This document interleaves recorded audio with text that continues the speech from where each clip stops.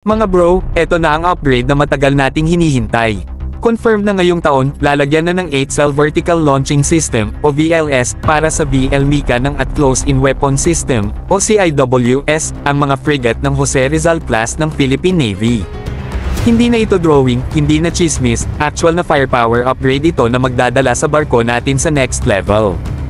Ang VL Mica ng, mga bro, ay isang state-of-the-art missile system na kayang dumpensa laban sa eroplano, drone, at incoming missiles, all in one package. Ibig sabihin, hindi lang basta-basta self-defense ang kakayahan ng barko natin. Pwede na tayong lumaban ng pata sa kahit anong banta sa ere. Tapos dagdagan mo pa ng CIWS, ang huling linya ng depensa na automatic na babaril sa mga papalapit na threats. Kumbaga sa basketball, meron na tayong malayong shooter at meron ding reliable na shot blocker. Combo na pang Pro League. Kung dati, mga bro, parang medyo kulang ang laman ng ating mga frigate, ngayon, kompleto rekado na. Sa totoo lang, nung una tayong nagkaroon ng Jose Rizal class, marami ang natuwa pero may ilang nagsabing kulang sa kagat.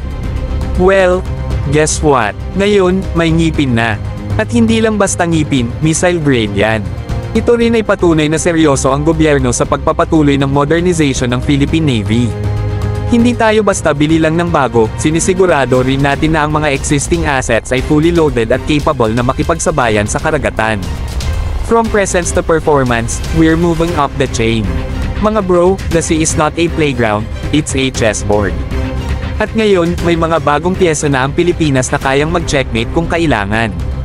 Kaya keep your eyes on the water, dahil simula pa lang to.